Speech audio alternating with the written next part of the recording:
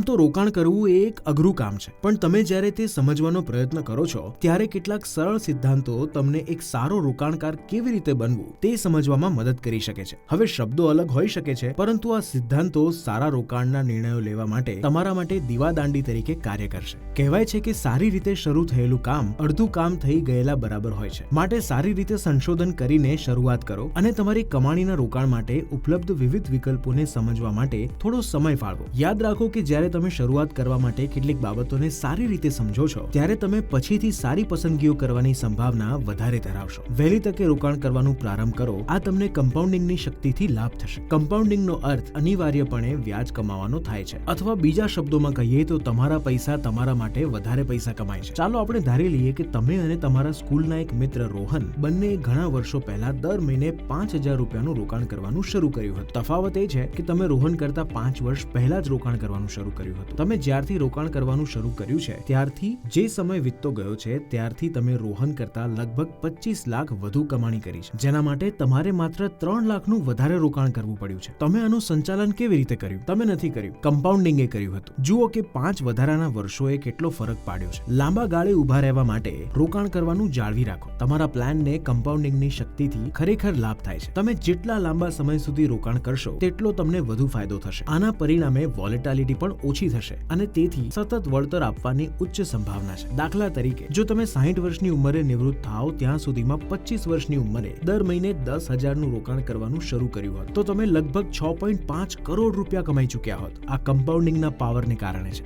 યાદ રાખો કે આ બે સિદ્ધાંતો સાથે સાથે ચાલે છે. પ્રારંભિક રોકાણ કરવું અને લાંબા ગાળાના રોકાણ માટે સતત રોકાણ કરવું એ અવિશ્વસનીય પરિણામો માટેનો આધાર બનાવે છે. તમારા નાણાકીય લક્ષ્યોને સ્પષ્ટ રીતે નિર્ધારિત કરો. પછી ભલે તમે કાર માટે બચત કરવા માંગતા હો, તમારી નિવૃત્તિ માટે કે પછી માત્ર સંપત્તિનું નિર્માણ કરવા માંગતા હો, તમારા ધ્યેયો જેટલો વધુ સારી રીતે નક્કી કરવામાં આવશે તેટલી જ વધુ સારી રીતે ત્યાં પહોંચવાની યોજના તૈયાર કરવાનું સરળ બનશે. વિવિધ દ્રશ્યો વિશે વિચારો કે જે આગામી 25 થી 30 વર્ષોમાં પ્લે થઈ શકે છે. અને ભૂલશો નહીં કે જેમ જેમ તમારું કુટુંબ વધતું જશે તેમ તેમ તમારા લક્ષ્યો વિકસિત થશે. તેથી તમારી યોજનાઓને ફ્લેક્સિબલ રાખો. હવે તમે તમારા રોકાણનું આયોજન કરો તે પહેલા તમારે તમારી રિસ્ક પ્રોફાઇલને સમજવાની જરૂર છે. આ એક તમારી જોખમો લેવાની ક્ષમતા દ્વારા નક્કી થાય છે, જેને વિવિધ પરિબળોને ધ્યાનમાં રાખીને સમજી શકાય છે. જેમ કે તમારી વર્તમાન નાણાકીય સ્થિતિ, તમારા પર નાણાકીય આધારિત લોકોની સંખ્યા, બીજું કે જોખમ લેવાની તમારી તૈયારી જે વધુ વ્યક્તિગત અને માનસિક પરિબળો પર આધારિત છે. 3. તમારા નાણાકીય ધ્યેયો જે નક્કી કરે છે કે તમારે તેમને પ્રાપ્ત કરવા માટે ખરેખર કેટલું જોખમ લેવાની જરૂર છે. અને આ આપણને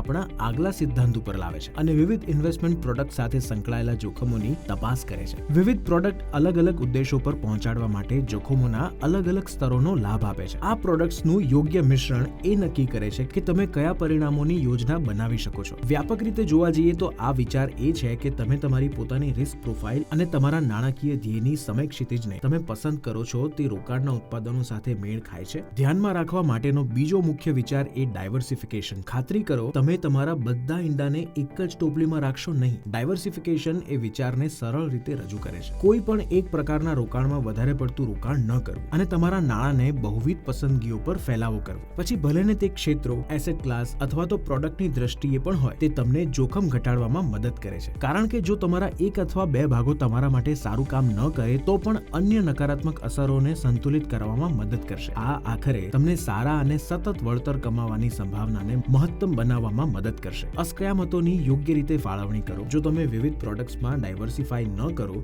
તો પણ ઓછામાં ઓછું વિવિધ એસેટ ક્લાસ વચ્ચે યોગ્ય રીતે તમારા રોકાણની ફાળવણી કરો. હંમેશા યાદ રાખો, ઇક્વિટી કદાચ થોડા સમય માટે સારું કામ કરે છે, પરંતુ અન્ય સમયે ડેટ એસેટ્સ વધુ સારી રીતે આગળ વધી શકે છે. ઇક્વિટી અને ડેટનું યોગ્ય મિશ્રણ તમને તમારા રોકાણ પોર્ટફોલિયોમાં વૃદ્ધિ અને સ્થિરતા બંને ઉમેરવામાં મદદ કરશે. આ વિભાવનાઓને વધુ સારી રીતે સમજવા માટે દ્રશ્ય A નો વિચાર કરો, જેમાં તમે માત્ર ઇક્વિટીમાં 100 રૂપિયાનું રોકાણ કરો છો, અને દ્રશ્ય 2 હેઠળ તમે ફરીથી ₹100નું રોકાણ કરો છો, પરંતુ વિવિધ એસેટ ક્લાસમાં સમાન પ્રમાણમાં. હવે ધારો કે તમારા રોકાણના મૂલ્યમાં 10%નો ઘટાડો થાય છે અને તમારા ઋણ અથવા ફિક્સ ઇન્કમ રોકાણ 10% વધે છે. દ્રશ્ય A હેઠળ તમારા રોકાણનું મૂલ્ય ₹90 થઈ ગયું હશે, જો કે દ્રશ્ય B હેઠળ તમારી કિંમત ₹100 સુધી રહી હોત. આ એસેટ એલોકેશનનું એક સરળ ઉદાહરણ છે. તમારા પોર્ટફોલિયો પોર્ટફોલિયોની નિયમિત સમીક્ષા કરો. સમયાંતરે તમારો પોર્ટફોલિયો કેવી રીતે સારો દેખાવ કરી રહ્યો છે તેને ટ્રેક કરો. અને જો કોઈ વસ્તુ લાંબા ગાળે સારી રીતે ન થઈ રહી હોય અથવા જો તમને લાગે કે તમારો પોર્ટફોલિયો કોઈ ચોક્કસ એસેટ ક્લાસ તરફ વળેલો થઈ રહ્યો છે તો જરૂર પડે ત્યારે સંબંધિત ફેરફારો કરવાનું ધ્યાનમાં લો. પ્રોફેશનલની સલાહ મેળવો. એક પ્રોફેશનલ ઇન્વેસ્ટમેન્ટ એડવાઇઝર તમારી જરૂરિયાતો માટે સૌથી યોગ્ય પ્રોડક્ટની ભલામણ કરીને વધુ સારા પોર્ટફોલિયોના નિર્માણ માટે જ નહીં પરંતુ હંમેશા શિસ્તબદ્ધ અને ટ્રેક પર રહેવા માટે પણ માર્ગદર્શન આપી શકે છે.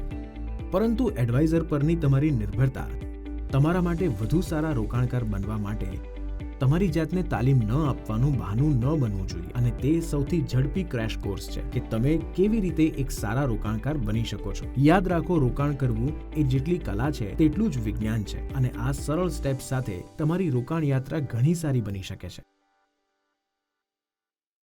Mutual fund investments are subject to market risks. Read all scheme-related documents carefully.